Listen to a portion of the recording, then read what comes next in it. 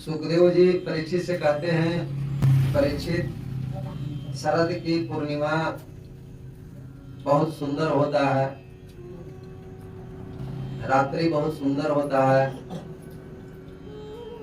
भगवान को गोपियों से मिलने का उत्कंठा जगा।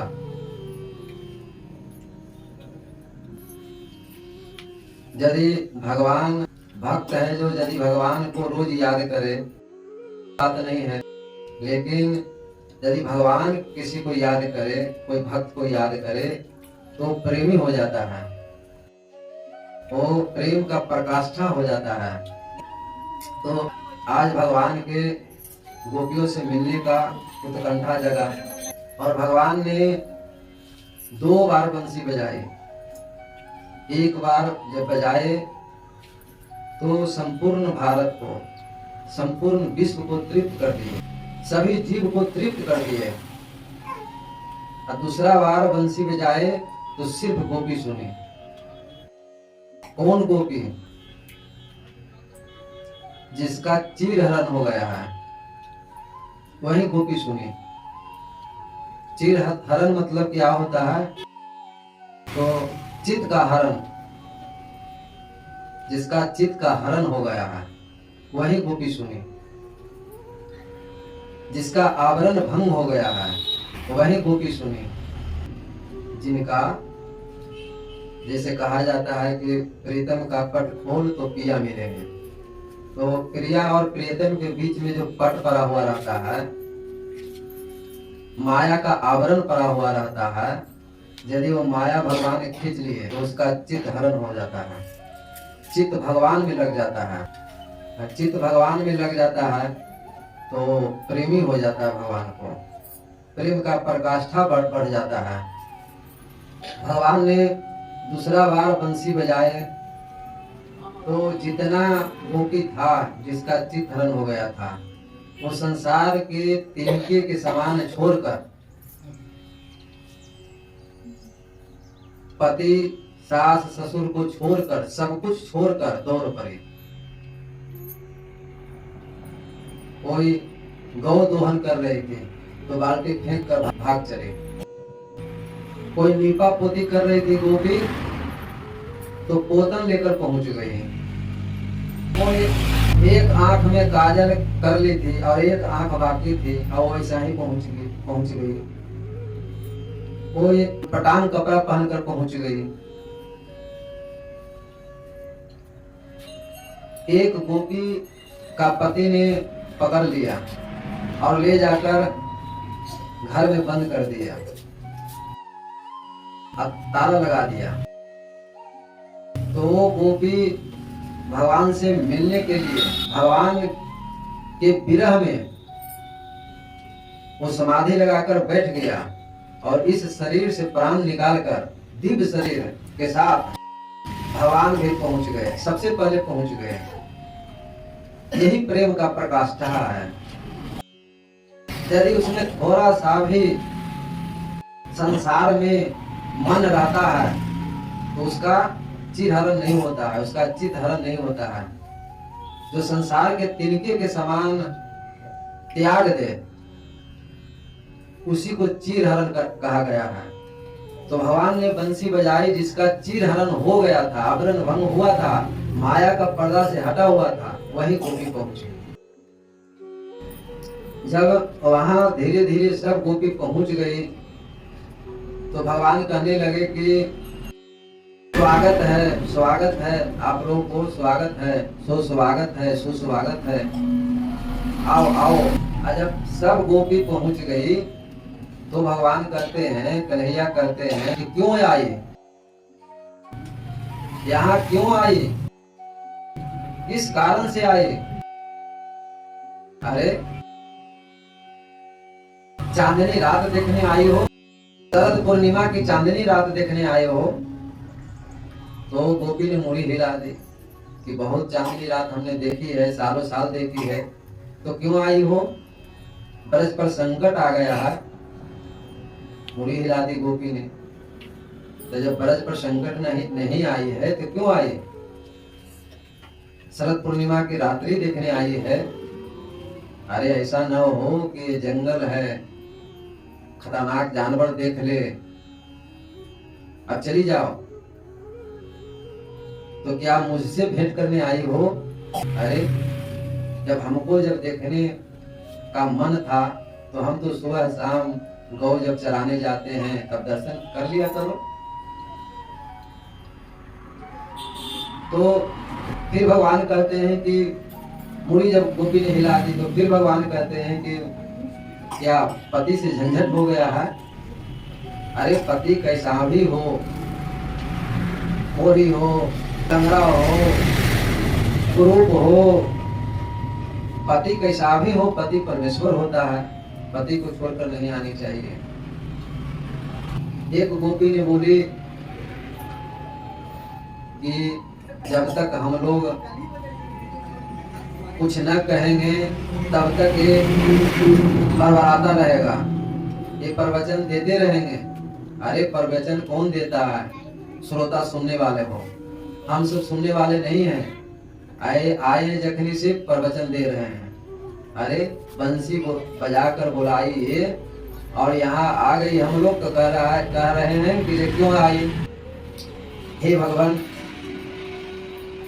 हम आपका पूरा संसार त्याग कर आपने बंसी बजाई, हमने पूरा संसार तिनके के समान छोड़कर, सबको छोड़कर, बंधन की गिरियों को तोड़कर हम आए। हे प्रभु, हमें ग्रहण करें। हम भात हैं, भात का भोग लगाएं। भात और भक्त में जैसा भात होता है वैसा ही भक्त होते हैं। भात के देखो कि सबसे पहले कितना मेहनत लगता है भात बनाने में।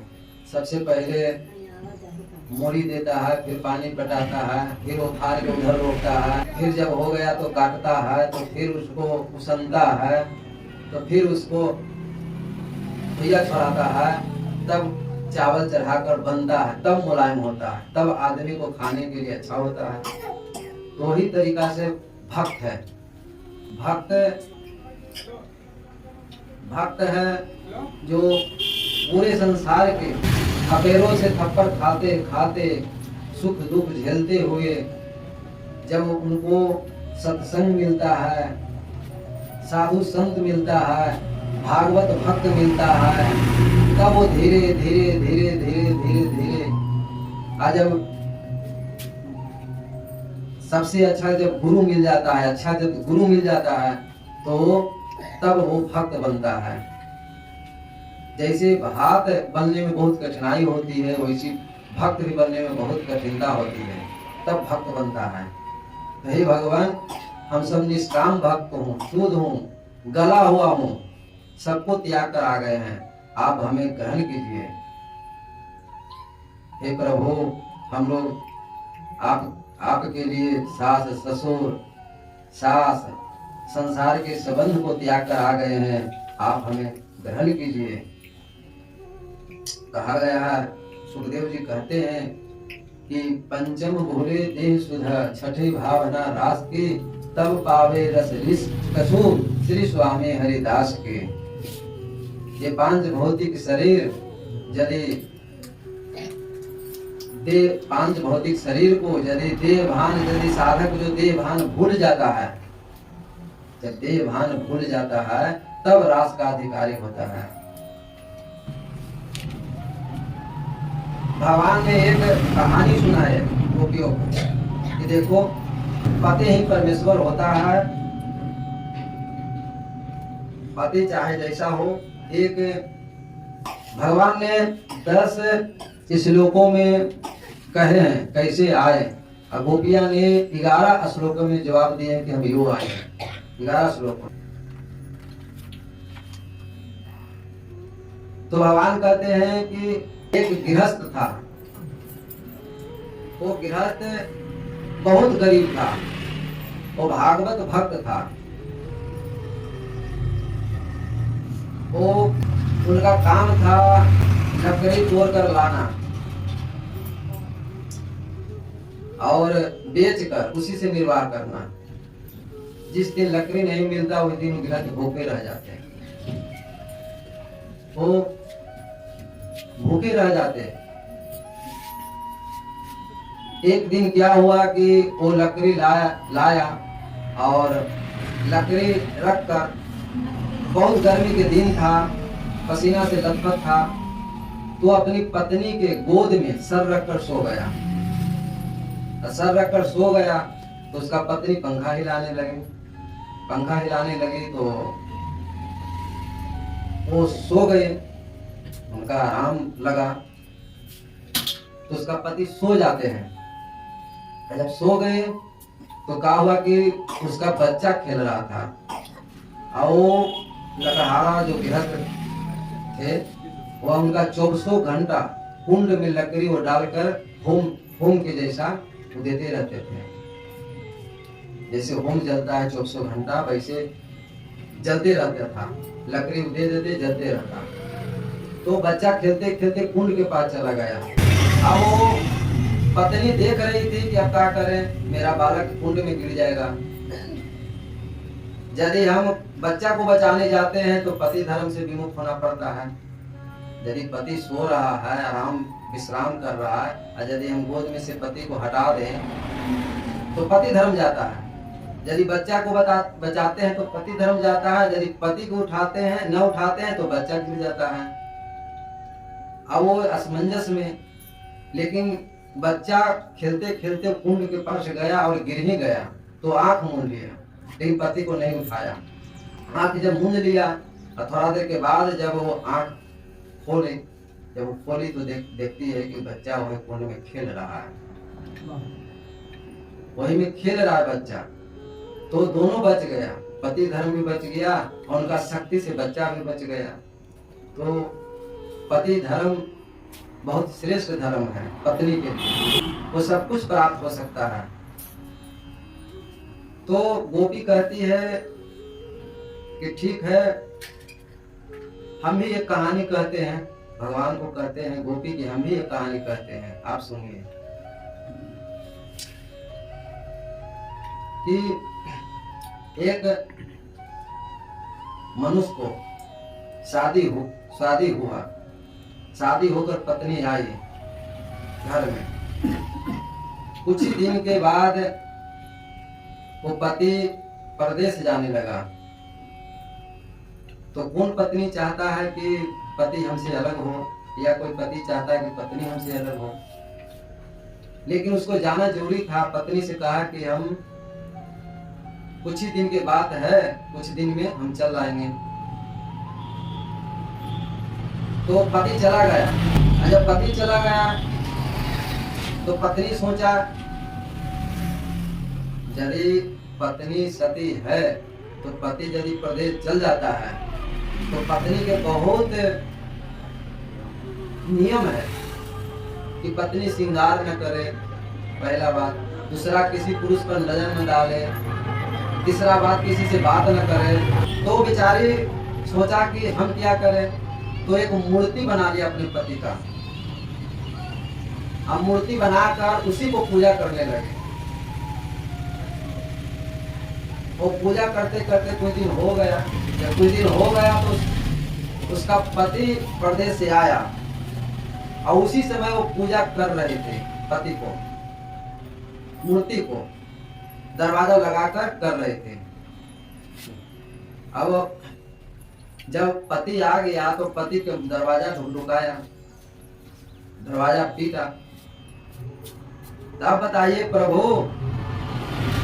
कि हम इस मूर्ति को पूजा करें कि हम पति को दरवाजा खोलें। तो भगवान बोले कि नहीं, वो तो पति का दरवाजा खोलना चाहिए। अरे असली पति आ गया तो उसको तो दरवाजा खोलना चाहिए। तब बोले, गोपी कहती है कि बस हम यही मुंह से सुनना चाहते थे। अरे संसार के जो नकली पति है, आज हमारा असली पति मिल गया तो फिर क्या दिक्कत है। आप असली पति हैं। जब संसार के हमने त्याग दिया तब आप कह रहे हैं कि ले जाइए, पति के साथ रहिए। अब हम नहीं जाएंगे। आज यदि भगवान बोले कि भाई योग माया से हम बैठा देते हैं, तो बोले कि बाप मेरा शरीर के आप धर आइएगा और मेरा मन आप पिंजरा में कैद रखिएगा, तो हम जाकर क्या करेंगे। जाकर हम क्या करेंगे प्रभु वहां?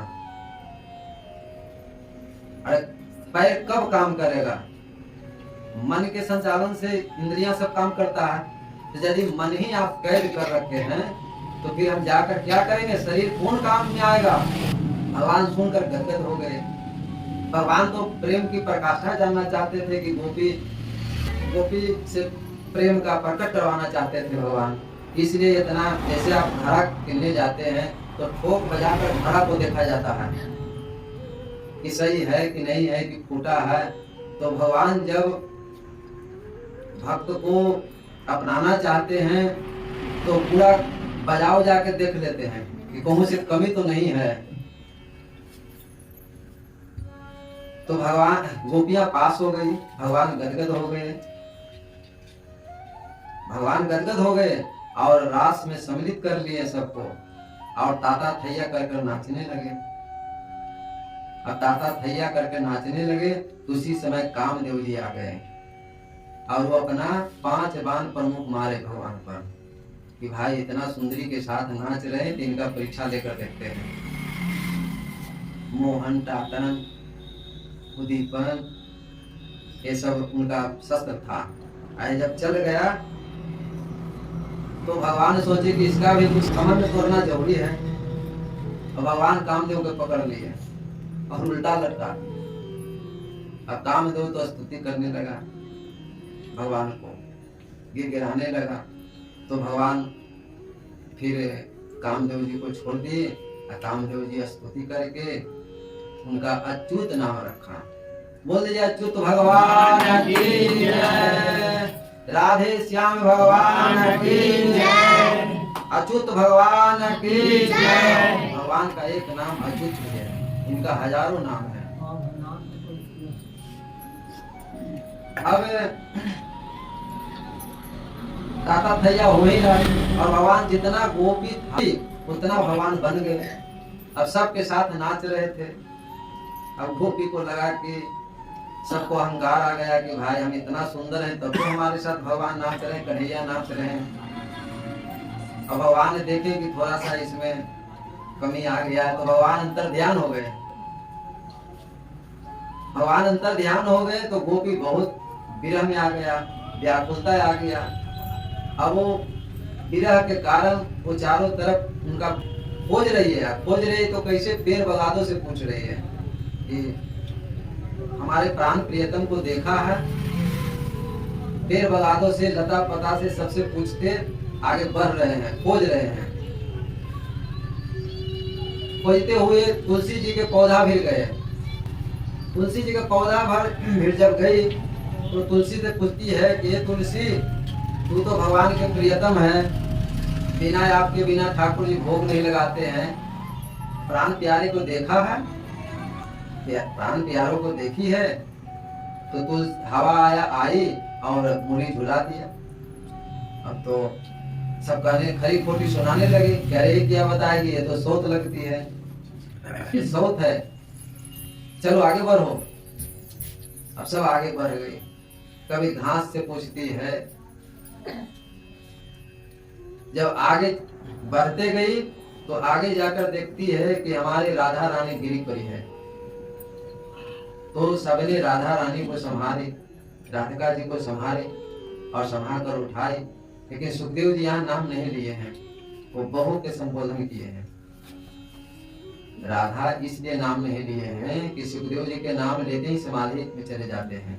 तो कथा कौन कहेगा? राजा परीक्षित जी सुनेंगे कैसे? तो इसलिए वो नाम का प्रयोग नहीं किए हैं यहाँ। लेकिन वो राधा रानी थे। अब सब गोपियां उठाकर ले गई, संभाल कर चलने लगे। अब तो इतना विरह और बढ़ गई कि सब गोपियां कह रही है कि अब एक काम करो, नाटक हम लोग करो। नाटक करने से पटांग नाटक करेंगे तो जरूर कन्हैया आवेंगे, हाथ पकड़ कर कहेंगे कि ऐसे नहीं ऐसे होना चाहिए।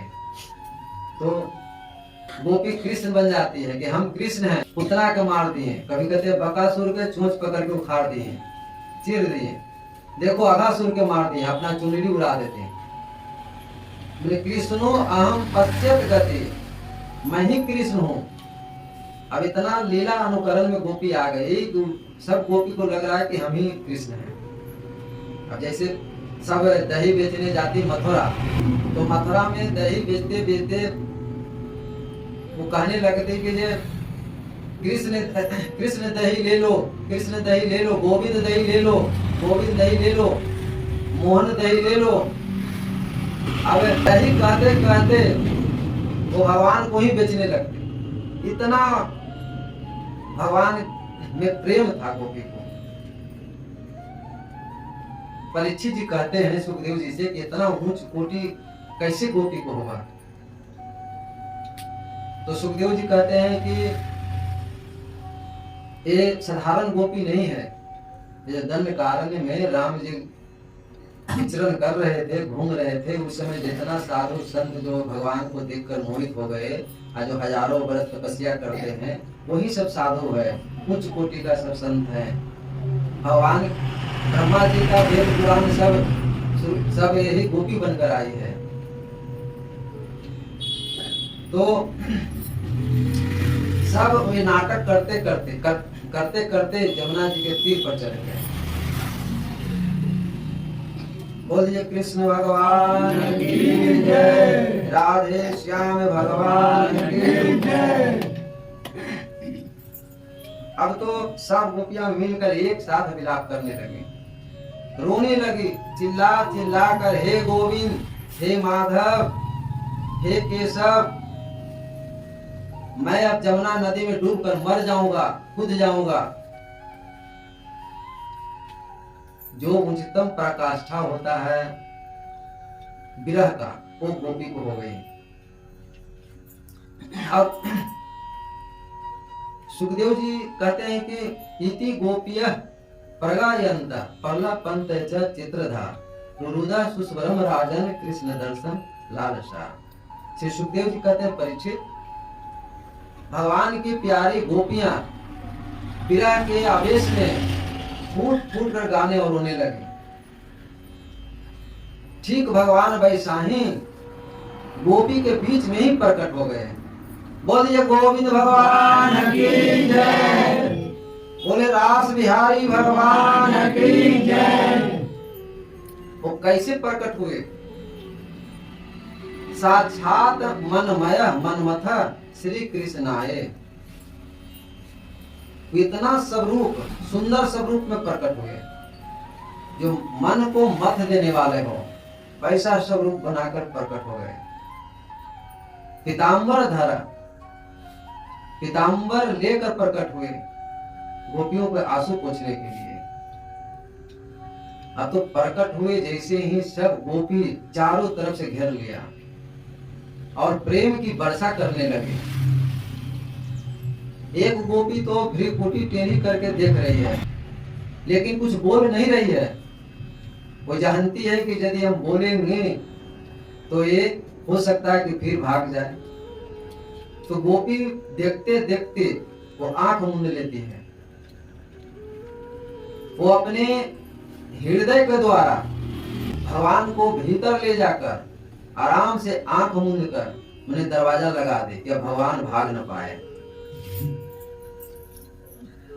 भगवान भाग न पाए। चारों ओर गोपियां घेर कर प्रेम बरसा रही थी और एक गोपी ने अपना ओढ़नी बिछा दी और भगवान के बोले कि आप बैठिए। भगवान को सब मिलकर गोपी बैठाए और प्रश्न किए कि भजतो अनुभजन्ते एक एक द्वीप पर्ययम् नोभायां च भजन्ते तन्नो गुरु ही साधवो। गोपियां ने कहा, नटनागर, कुछ लोग तो ऐसे होते हैं कि प्रेम करने वाले से ही प्रेम करते हैं। पहला सवाल। दूसरा, गोपियां बोली कि कुछ लोग प्रेम न करने वाले से प्रेम करते हैं, और तीसरा, इन दोनों से प्रेम नहीं करते हैं। इसमें आप कौन हैं? तो भगवान कहते हैं कि मेरी प्रिय सखियों, जो प्रेम करने वाले करने पर करते हैं, कुछ लोग प्रेम करने पर करते हैं या कुछ लोग प्रेम करते हैं तब वो प्रेम करते हैं। यदि प्रेम करने से वो प्रेम करते हैं, ये तो संसार के स्वार्थ हुआ। हम किसी को 5,000 रुपया दिए और वो 10,000 से सहायता किया, तो ये तो धर्म नहीं है, न सौहार्द है, ये तो स्वार्थ का बाजार है, ये प्रेम नहीं हुआ। दूसरा सवाल है कि प्रेम न करने वालों से भी प्रेम करते हैं, तो ये क्या हुआ? ये तो साधु संत या माता पिता ही कर सकता है। साधु संत सबको समान दृष्टि से देखता है। यदि असली साधु हो तो सबको समान रूप से, चाहे 2 गाली दे दे, चाहे रसगुल्ला खिला दे, चाहे माला पहना दे, सबके समान रूप से देखते हैं। वो प्रेम करे, संसार प्रेम करे चाहे ना, लेकिन हम प्रेम, हमारे संसार हमारे ही है, दुनिया हमारे ही। साधु संत ऐसा विचार होता है। और माता पिता ही ऐसा है जो कि पुत्र प्रेम करे चाहे ना, लेकिन माता पिता सबके ऊपर प्रेम करता है। यही धर्म है, यही सौहार्द है। तीसरा, सुंदरियों, जो लोग प्रेम न करने वाले से भी प्रेम करते हैं, कुछ लोग ऐसा होते हैं। तीसरा सवाल कि प्रेम करने वालों से भी प्रेम नहीं करते हैं, मतलब दोनों से प्रेम नहीं करते हैं। तो ऐसा तो लोग 4 होते हैं, एक आत्मा राम, एक आत्म काम, एक अकृतगा माने कृतज्ञ, एक गुरुद्रोही। 4 होते हैं ऐसा। आत्मा राम है जो तो अपना शरीर से प्रेम नहीं करते हैं। आत्मा राम हम लोग का है जो किसी से प्रेम नहीं करते, शरीर से, अपना शरीर से ही प्रेम नहीं करते। चाहे आप पाप करें चाहे पुण्य करें, वो सिर्फ देखता है बस। चाहे आपको लाख विपत्ति आ जाए या लाख संपत्ति आ जाए, उसको कोई मतलब नहीं है, वो तो भगवान का अंश है। और दूसरा आत्म काम, हमको स्वार्थ सिद्ध हो गया तो बस सब काम हो गया, काम से मतलब है बस। और तीसरा होता है अकृतज्ञ। अकृतज्ञ मतलब होता है कृतज्ञ। कृतज्ञ किसको कहते हैं? जो कि कोई कितनों उपकार कर दे, कितनों दूसरा को उपकार भलाई कर दे या सारा संपत्ति दे दे और किसी को नहीं होता। एक बहेलिया था और बहेलिया का काम था पक्षी मारना, मार कर वो लाता और बाजार में बेचता या खाता, उसका काम था। पूरे परिवार भूमि कर खाता। तो एक दिन जंगल में जाकर वो चिड़िया को मार रहा था। वो बहेलिया तीर धनुष से पक्षी को मार रहा था। तो एक साधु गुजर रहा था। अब वो साधु गुजर रहा था तो साधु देखा बहेलिया को, पास में बुलाया। साधु कहा कि अरे तुम जीव हत्या करते हो, देखो कितना कष्ट होता है, पक्षी के मारते हो, कितना छटपटाता है। कभी तूने अपना अनुभव किया कि इसको दुख कितना होता होगा? अनुभव करता तो पता लग जाता। तो बहेलिया कहता है कि महाराज हम क्या करें, मेरा तो खानदानी पेशा है। अरे तो खानदानी पेशा है तो तुम सुधर जाओ, कोई दूसरा काम कर लो, काम बहुत है, यहाँ से सुधर जाएगा। अरे नरक जाना पड़ेगा, तरह तरह की यातनाएं जमदूत देता है। तब वो बहेलिया को ज्ञान आ गया। वो बहेलिया ने उस दिन से पक्षी को मारना छोड़ दिया और व्यापारी का काम करने लगा। और व्यापारी का काम करने लगा तो उसको दाल रोटी और अच्छा से चलने लगा, उसमें ज्यादा फायदा होने लगा। तो दूर दूर तक जाने लगा, दूर दूर तक जाने लगा और ज्यादा से ज्यादा माल लाता और ज्यादा से ज्यादा बेचता, उसको और फायदा होने लगा। उससे दूर भी निकला।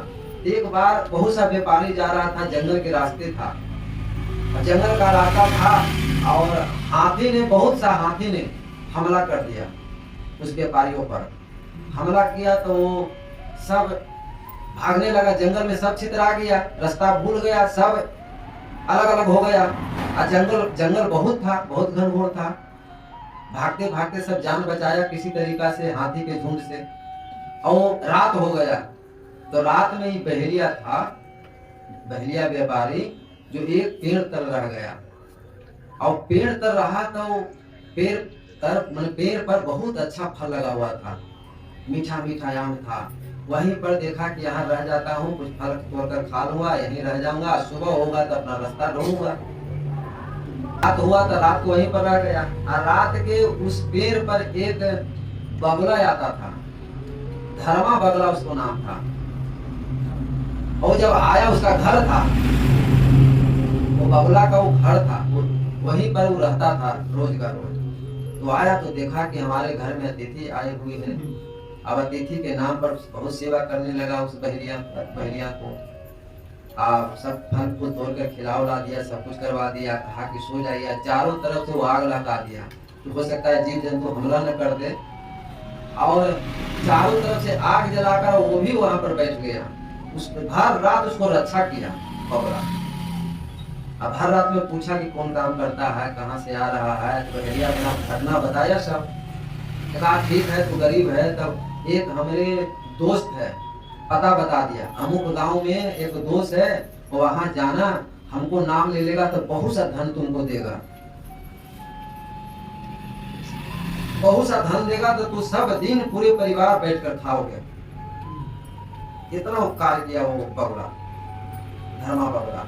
तो सही वो पता पर गया, और पता पर वहां गया तो बताया, राजा से बताया कि हम धर्मा बगुला का दोस्त हैं। तो राजा तो बहुत खाते किया, बहुत स्वागत किया, ले गया, अच्छा से खूब 56 प्रकार के व्यंजन खिलाया, खूब तोषक किया, पर सुताया रात भर।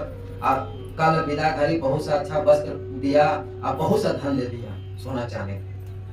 अब वो गेठरी बांध कर अब चला बहेलिया।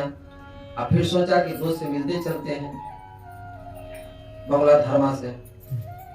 अब वो फिर पेड़ तर आ जाता है बहेलिया, फिर पेड़ तर आया रात को, फिर धर्मा बगुला आया, फिर को खातिर बांस किया और को स्वागत किया। दोस्त का क्या कहिए, समाचार उचार को पूछा, वार्ता हुआ। तो फिर वैसा ही किया वो बगुला की, फिर चारों तरफ से लकड़ी लाकर लगाकर लहका दिया और कहा कि बस बीच में सो जाइए आराम से, बाघ शेर दोस्त का न खा जाए, ऐसे किया। अब वो बगल में धर्म बगुला भी सो गया, नींद उसको भी पड़ गया, इसको भी पड़ गया। अब ये 12-1 बजे रात के उठता है, तो क्या किया, इसके मन में पाप हो गया कि जंगल 2-3 दिन का रास्ता है, 2-3 रोज लग जाएगा निकलने में, तो यदि इसको मार कर ले लेते हैं तो हम खाते पीते चल जाएंगे। अब वो क्या किया कि जब बगुला को पकड़ के, तो सोया हुआ था, पकड़ कर खूब निमन से उसको पंख कबार कर और भूंज लिया वो है आग में। अब भूंज कर रख लिया झोला में और चल दिया। सुबह हुआ तो चल दिया। अब वो चल दिया था, रोज सुबह होते ही बगुला धर्मा क्रिया कर्म से निवृत्त होकर स्नान करके पहले दोस्त से मिलता था जाकर, और दोस्त के बाद दोनों मिलकर इंद्रलोक जाता था। बगला बहुत भागवत भक्त था, बहुत भागवत भक्त था, और भगवान के प्रेमी था, संतों के प्रेमी था। अतिथि देवो भव, अतिथि के सेवा करना भगवान मानकर वो साधारण पक्षी नहीं था, उनका लगाव था देवता से। अब वो जब बगुला सुबह वहां राजा के पास न पहुंचा, तो राजा ने अपनी सेना से कहा कि अरे देखो जाकर, आज दोस्त नहीं आया, हमको तो बहेलिया पर शक, उस आदमी पर शक हो रहा है, जाकर देखो। अब तो सेना टूट पड़ा, वहां से हजारों घोड़ा पर एकदम चल दिया वहां से। अब आया यहाँ उस पेड़ तक, तो देखा कि धर्मा बगुला के पंख चित्राल है, तो उसको शक हो गया सेनापति को कि अरे ये लगता है कि मार दिया। अब वो सब जितना था सेना, कहा सबको पूरे जंगल में छान मारो, निकल न पड़े, भाग न जाए, उसको पकड़ कर लाना है। अब पूरा जंगल में छितरा गया तो कहाँ भागे, पकड़ा गया। जब पकड़ा गया तो इसको ले गया, अपने मालिक के पास ले गया, और वहां राजा के पास ले गया। तो कहा कि अरे दुष्ट, उसको तो इतना मने कि जीते को यहाँ नीचे से पैर से लेकर माथा तक काट काट के बोटी बना दिया। हाँ, और राक्षस को फेंक कर दे दिया कि सब खा जाओ। बहरिया को जब दे दिया तो राक्षस नहीं खाया उसका मांस। राक्षस कहा कि स्वामी हम इसको, राजा साहब इसको मांस नहीं खा सकते हैं। बोला कि क्यों? अरे तुम लोग तो खाता पीता है, क्यों नहीं खाएगा? तो ये एक कृतघ्न आदमी है, एक कृतघ्न है, इसको मांस खाने में भी पाप लगेगा हमको। नहीं खाया तो राजा ने उठा तो उसको गबरा में फेंकवा दिया। अब गबरा में फेंका गया तो 8-10 रोज के बाद देखा गया तो वहां भी चोटी पिपली उसको नहीं खाया। जब इंद्रलोक में जब इंद्र जी को पता लगा कि हमारे धर्मा बगुला नहीं आया है, क्या बात है, तो उसको उनको पता हुआ ये सारी घटना के। यहाँ पर ये उनका जो मित्र था धर्मा बगुला को, तो चंदन के लकड़ी से चिता लगाया, मैंने चंदन का लकड़ी सजाया गया और उस पर से उस बगुला को धरा गया। उसी समय इंद्र भगवान और कामधेनु गाय को लेकर पहुंच गए और ऊपर से एक गौमुख होता है, अमृत का वर्षा किया। तो धर्मा बगुला जीवित हो गया, पंख उग गया, वो उनका पूरा शरीर तो पकड़ा गया था, तो पंख उग गया और जीवित हो गया।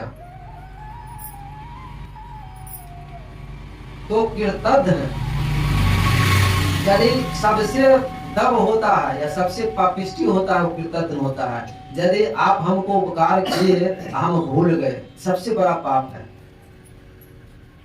किसी आदमी को जान पर खेल कर बचा दे और वही आदमी फिर आपको हत्या कर दे तो कितना बड़ा पाप है।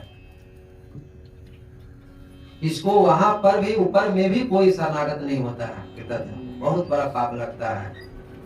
तो ये भगवान कह रहे हैं कि कृतघ्न तो वो है जो दूसरा को उपकार करते हुए भी उपकार का बदला नहीं उपकार करता है और उनसे कष्ट देता है, तो ये कृतघ्न उसको कहते हैं। चौथा हुआ गुरुद्रोही, जो गुरु पढ़ाता है, शिष्य बनाता है, यदि शिष्य ही गुरु को न समझे या गुरुद्रोही करे, प्रेम से कोई मतलब नहीं है तो वो तो गुरुद्रोही होगा ही। उसका क्या मतलब है, कोई से क्या मतलब उसको है। तो गोपियां कहती है कि भगवान चौथे नंबर का आप है। बोले कि गोपियां कैसे? तो गुरुद्रोही हो न का हो, हमको बंसी बजाकर बुलाए और जब यहाँ आए तो भाग गए, अंतर ध्यान हो गए। तो भगवान बोले कि गोपियों सुंदरियों, जितना यदि प्रेम रखना है तो जितना दुराहुत रहिए उतना प्रेम बना रहता है। भगवान समझा रहे हैं कि यदि रात्रि का अंधकार न रहे तो दिन का क्या महत्व रह जाएगा, क्या महत्व रह जाएगा। यदि कोई पसीना से मनुष्य लथपथ है, ग्रीष्म के ताप से ग्रसित है, तो वो पेड़ की छाह तर जाता है तो उसको कितना आनंद मिलता है, सुख मिलता है कि नहीं। तो गोपियों, तुम लोग हमारे लिए, हमको लिए जब संसार त्यागा है, माता पिता को त्यागा है, पति को त्यागा है, तो हम आप लोगों से ऋण से ऋण नहीं हो सकते, ऋण से ऋण नहीं हो सकते। भगवान ने इतना तोतरी बातों किए कि गोपियां गदगद हो गए और फिर रास बिहारी रास करने लगे। जब सब एक दूसरे से पैर से पैर, बाहों से बाहों, भगवान जब नाचने लगे थाता थैया करके, तो भगवान भोलेनाथ पहुंच जाते हैं उस रास में। अब भोलेनाथ पहुंचे तो सब गोपी ने कहा, ए बाबा, दाढ़ी मूंछ वाला के यहाँ काम नहीं है, आप चले जाइए।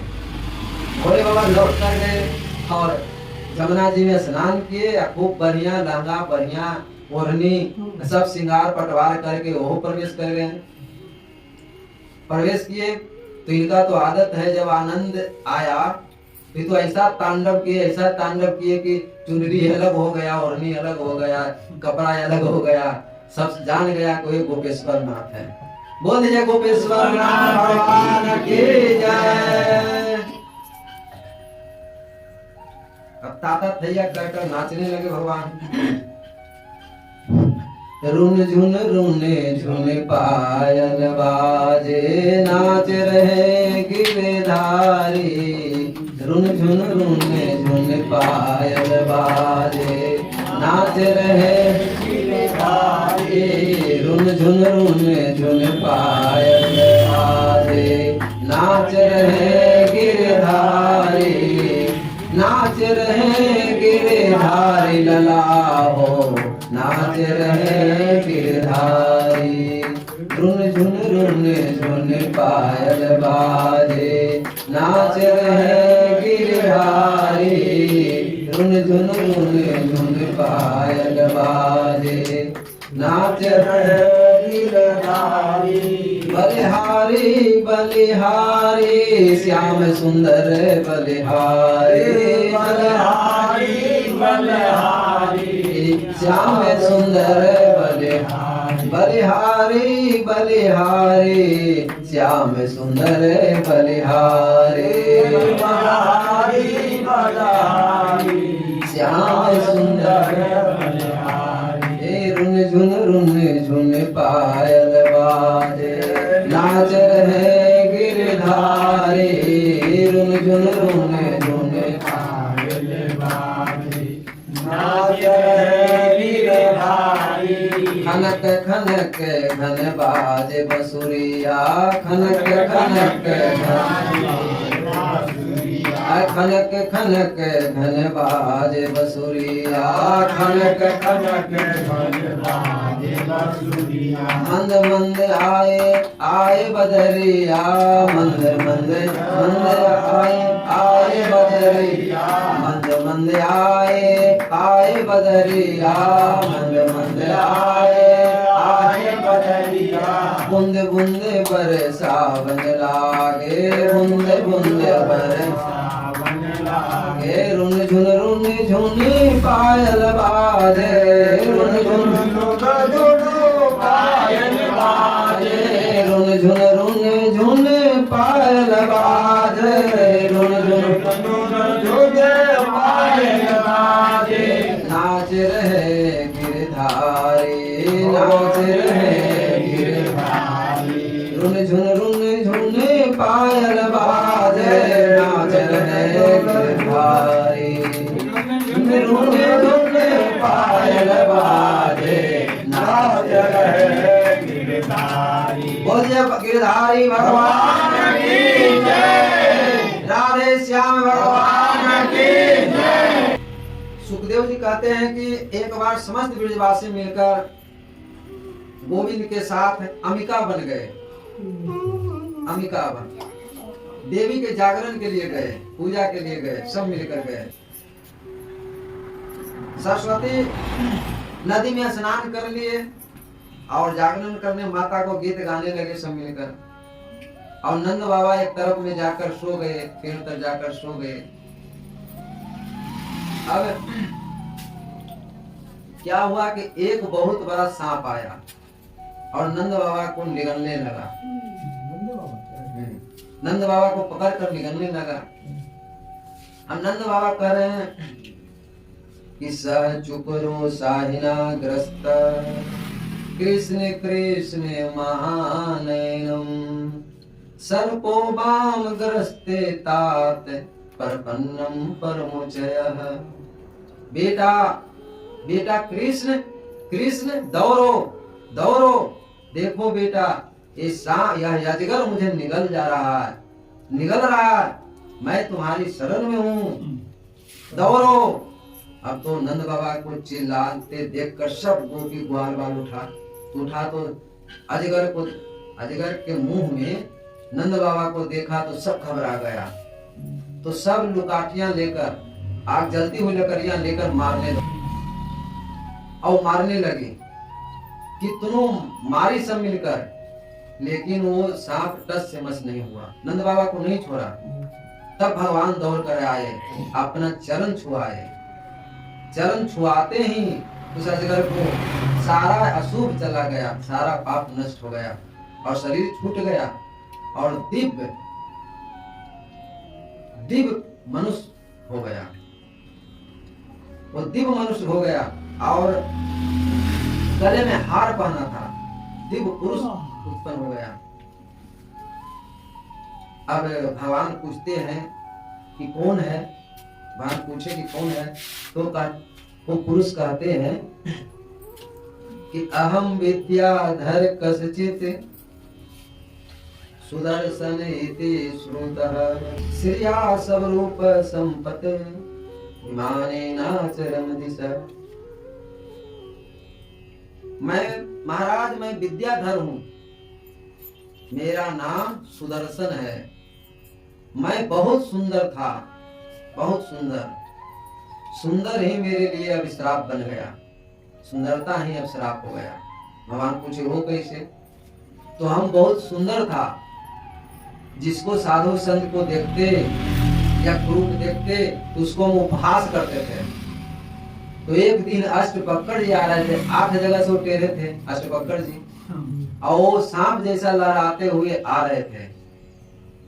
हम उनको उपहास करने लगे, उनको पीछा करने लगे और कहने लगे कि वो चाल कितना अच्छा है, चाल कितना अच्छा है, चाल देखो, ढाल देखो, सांप की तरह लहराते हुए चल रहे हैं। हमने बहुत पीछा किया, साधु अष्टवक्र जी बहुत सहे, कुछ नहीं बोले, लेकिन हमने पीछा नहीं छोड़ा। भगवान तो श्राप दे दिए कि जा गुरु, तो हमको क्या कह रहा है सांप जैसे, तू भी सांप बन जा, लहराते हुए चलना। हे भगवान, हम आज समझ गए वो साधु श्राप नहीं दिए थे, वो तो वरदान दे दिए कि आपका दर्शन हो गया। हजारों बरस संत लोग आपका एक झलक देखने के लिए तरसते हैं, तपस्या करते हैं, तरसते हैं, फिर भी आपका दर्शन नहीं होता है। और हमारे वो साधु श्राप नहीं प्रदान दिए हैं, हम उनको नमस्कार करते हैं, प्रभु आपका नमस्कार करते हैं, स्तुति करे को विद्याधर चला गया। बोलिए कृष्ण भगवान की जय, बांके बिहारी लाल की जय। एक बार ब्रजमाओं सब जंगल में खेल रहे थे, भगवान भी खेल रहे थे आपस में। एक शंखचूड़ नाम का राक्षस आया और सब गोपी को हरण कर लिया। अब तो गोपी चिल्लाई कि बचाइए भगवान, बचाइए। तो भगवान दौड़ कर गए और हाथ को मुट्ठी को मुस्का बनाकर एक मारे, एक जड़ दिए सर पर, तो सर फट गया और एक मणि निकला, जो बलराम जी को लाकर दे देते हैं। बलराम जी बहुत खुश हुए। तो शंखचूर्ण का उद्धार हो गया। उसके बाद गोपी युगल गीत गाए हैं संवाद में। एक गोपी दूसरे गोपी से वार्ता करती है हर दिन, उसको युगल गीत कहते हैं। एक कहती है कि हमारे कान्हा जब बाया धौना जब गिराकर चलती है और जब बांसुरी अपने अधरों पर बांसुरी रख कर जब बजाती है तो कैसी लगती है, कैसे लगता है, कितना सुंदर लगता है। तो एक कहती है कि उसको छोड़, जब वो बांसुरी बजाते हैं तो जंगल में जितना गौ चरती है वो सब खड़ा हो जाती है, सब खड़ा हो जाती है, और जो मुंह में घास पड़ा रहता है वो न भीतर जाती है न बाहर आती है, दोनों कान दोनों की तरफ खड़ा कर देती है। मानो इनका स्वर ध्वनि जो मुरली बजती है वह उस अमृत को अपने कान के द्वारा वो अपने शरीर में, पेट में ले जाती है, हृदय में रखती है। एक कहता है करे वो छोड़, जब उनका बांसुरी बजती है तो ऊपर से जितना बादल है वो सब मंडराने लगती है और ताल में ताल सुर मिलाने लगती है। अरे ब्रह्मा जी तो एक ब्रह्मलोक का वो ज्ञाता है, लेकिन ये तो कई ब्रह्मांडों के मालिक हैं। कई यदि एक भी ब्रह्मांड का मुरली फूंक दे तो ब्रह्मा जी को क्या पता लगेगा। इसी तरीका से एक दूसरे से गोपी लोग वार्ता करती है। इसको युगल गीत करते हैं। एक गोपी कहती है कि जब ये हमारे कन्हैया जब मुरली बजाते हैं तो जितना देवांगनाएं देवी जी सब विमान पर चढ़ के आ जाते हैं आकाश में, सब सुनने के लिए आ जाते हैं। और जब सुनते सुनते इतना मुग्ध हो जाते हैं कि किसी का देह भान का पता नहीं रहता है, किसी को वस्त्र को पता नहीं रहता है कि हमारे वस्त्र कहाँ है। सब आपस में इसी तरीका से रोज का रोज भगवान के लीला का वार्ता करती है, युगल गीत गाती है। बोलिए कृष्ण भगवान की जय, राधे श्याम भगवान की जय, बोलो बंसी वाले भगवान की जय। एक बार कंस ने अरिष्टासुर को भेजा है वहां से। अरिष्टासुर बैल का रूप धर लिए, बैल। और बैल कैसा था कि वो सिंह खड़ा खड़ा, कान खड़ा खड़ा किए था, आंखें लाल करके आ रहा था, और वो पूंछ जैसे बादलों के ढकेल रहा था, और जो खेत का जो जितना आरी रहता है सबको तोड़ते हुए आ रहा था, गरजते हुए आ रहा था। अब यहाँ आकर ब्रिजमंडल में, वृंदावन में आकर इतना जोर से गरजा, बहुत सा गाय सब इधर उधर भागना शुरू कर दिया। बहुत सा के गर्भ गिर गया, भगवान को सब कहने आया। कोई लाला दौड़ कर गए और भिड़ंत हो गया, लड़ने लगे। तो बैल को पीछे 20 कदम ले जाते ढकेल के। बैल भी बहुत जोर लगाता भगवान को मारने के लिए। अंत में दोनों सिंह पकड़कर, और जैसे कपड़ा को, गीला कपड़ा को जैसे हम लोग पानी गिराते हैं ऐंठ कर, वैसे धर कर मोड़ दिए। बैल तो मर गया। अरिष्टासुर गोविंदाय नमो नमः हो गया। अब कंस को बहुत फिक्र हुआ कि जो जाता है जो वहीं रह जाता है। तो उसी समय कंस चिंता कर रहा था, उसी समय नारद जी पहुंच गए। नारद जी कंस को गुरु जी होते हैं। प्रणाम पाते हुआ, बहुत इज्जत स्वागत हुआ, गुरु जी को बैठाए। अब नारद जी बोले कि बहुत उदास लग रहे हो, क्या बात है?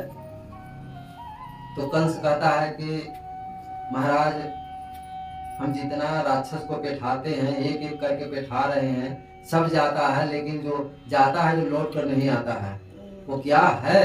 नंद के छोड़ा क्या है? क्या हो रहा है जो एक भी लौट कर नहीं आता है? बहुत सा हमको राक्षस मारा गया। तो नारद जी कहते हैं कि तुम बहुत भोले भाले हो, तुम न समझेगा। अरे वो वासुदेव का पुत्र है, नंद के छोड़ा नहीं है। अब तो कंस को क्रोध आ गया कि महाराज, हम तो सब उसको पुत्र को मार दिए हैं। अरे तू बड़े भोले भाला है। अरे वो वासुदेव जी उस बालक को ले जाकर नंद के यहाँ छोड़ाया है, तुमको पता नहीं है। अब तो कंस तलवार निकाला, देवकी वासुदेव को मारने के लिए कूद पड़ा। तो नारद जी ने हाथ पकड़ लिए। अरे जोश में होश न गवाओ, अरे शांत हो जा, पहले पूरा बात सुन लो। यदि देवकी या वासुदेव जी को तू मार देता है तो उसका पुत्र हाथ से निकल जाएगा, कन्हैया हाथ से निकल जाएगा। तो ऐसा करो, यदि माता पिता उसको सुरक्षित रहेगा तो एक जो आवेगा जरूर आएगा। वो कृष्ण जाएगा कहाँ? कृष्ण बलराम दोनों आएगा। हाँ गुरु जी, ये बात तो ठीक कहते हैं। तो ऐसा करो, कोई मेला ठेला के आयोजन करो, और यदि नहीं आता है तो उसको बुला लो, और तुम सब एक साथ मिलकर मार दो। कि हाँ ये बात तो सही बताए गुरु जी। अब नारायण नारायण करते हुए नारद जी चले गए।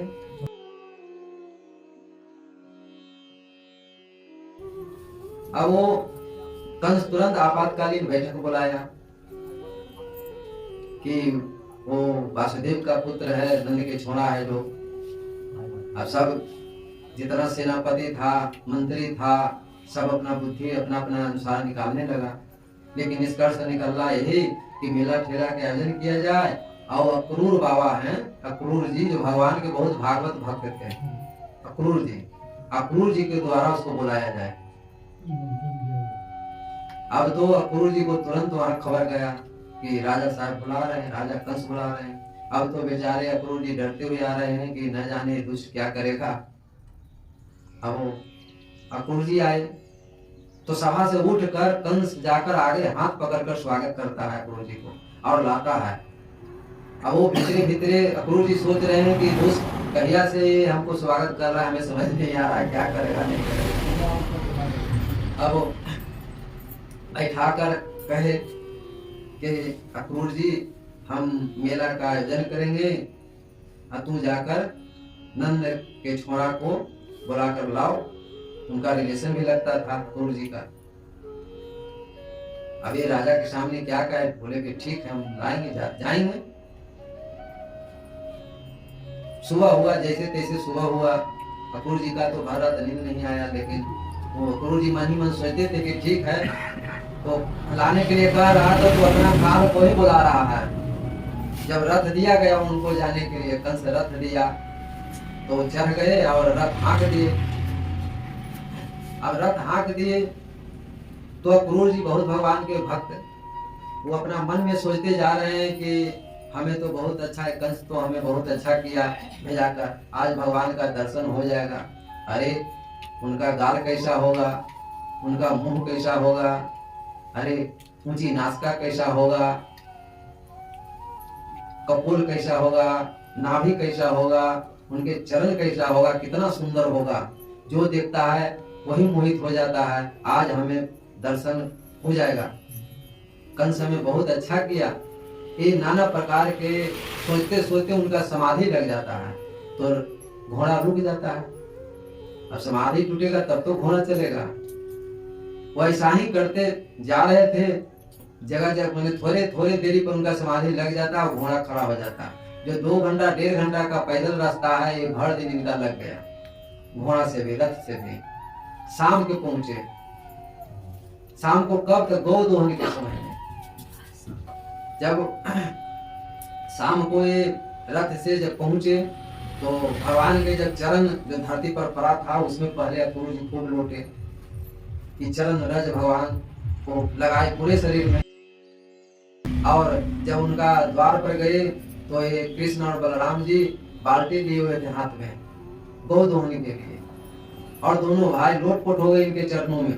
भगवान को चाचा लगते थे, अब तो ये अक्रूर जी लोटपोट हो गए भगवान के चरणों में।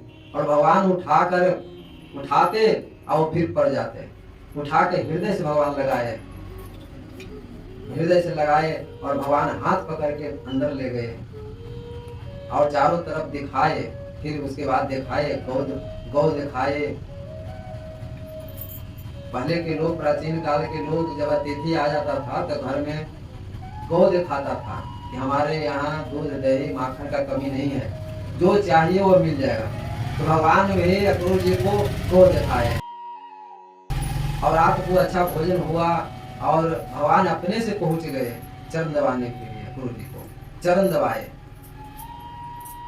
अक्रूर जी तो आनंद विभोर हो गए कि हमने बहुत कम सोचा था, सुना था, लेकिन यहाँ तो बहुत है। सेवा देखकर गदगद हो गए।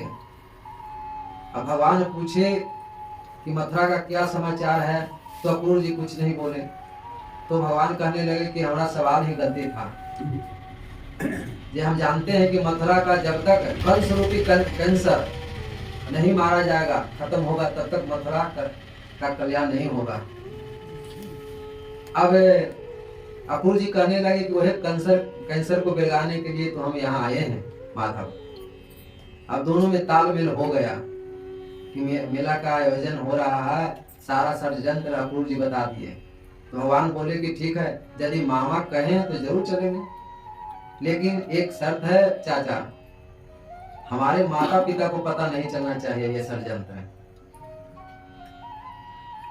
हाँ, षड्यंत्र पता नहीं लगना चाहिए, हम चलेंगे, मामा यदि कहें तो हम चलेंगे। और कन्हैया तुरंत बाबा के पास पहुंच गए। बाबा बाबा हम मेला देखने जाएंगे। कहाँ मेला? तो मथुरा में। जब मेला देखने जाएंगे, फिर ये अक्रूर जी पहुंच गए कि मेला का आयोजन हो रहा है, आप लोग चलते? तो हाँ हाँ, जब ये लाला जाएगा तो हम साथ में ही जाएंगे, साथ में ही रहेंगे। अब मेला का जाने के लिए प्रोग्राम हो गया। अब रात को ही नंद बाबा ने चारों तरफ नाई को भेजा दिए कि जाकर कह दो कि जो मेला देखने, सुबह में जो मेला देखने चलेगा वो चल सकता है मेरे साथ। अब तो जितना गोपी था सुना कि मेला देखने मेरे प्राण प्यारे जाएंगे, तो सब इकट्ठा हो गया और सब एक दूसरे को पूछने लगा। एक गोपी कहती है कि देखो ये ब्रह्मा जी कैसा है, जो हम लोगों को एक पल भी प्राण प्यारे को नहीं भुलाते हैं, पलक भी गिर जाता है तो ब्रह्मा जी को गाली दे देते हैं।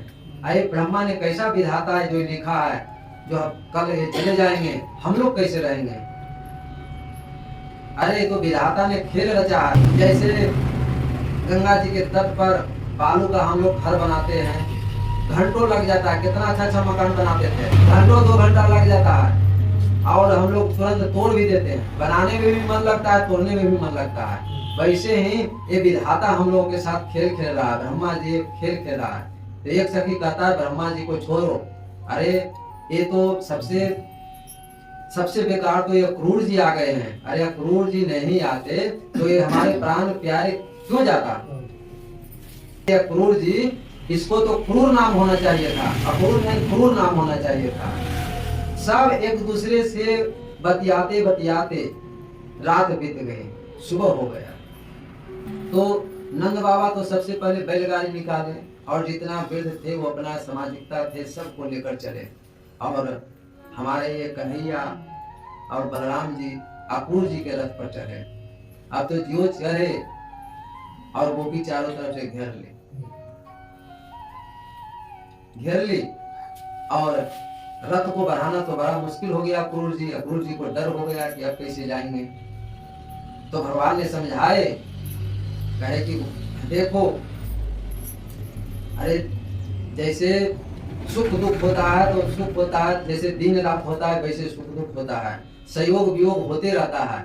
और हम आज जाएंगे और कल मेला देखेंगे और परसों चले आएंगे,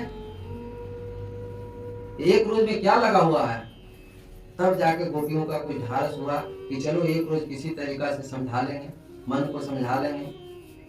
तब सब गोपी हटी, सब सोच कर ये हटी कि अरे प्राण प्यारे हैं, यदि उनको सुख है मथुरा जाने में, मेला देखने में, तो और अच्छा बात है। और कल वाली बात है, कल देखेगा और परसों चले आएगा। किसी तरीका से हम मन को समेट लेंगे। और रास्ता मार्ग छोड़ दिया।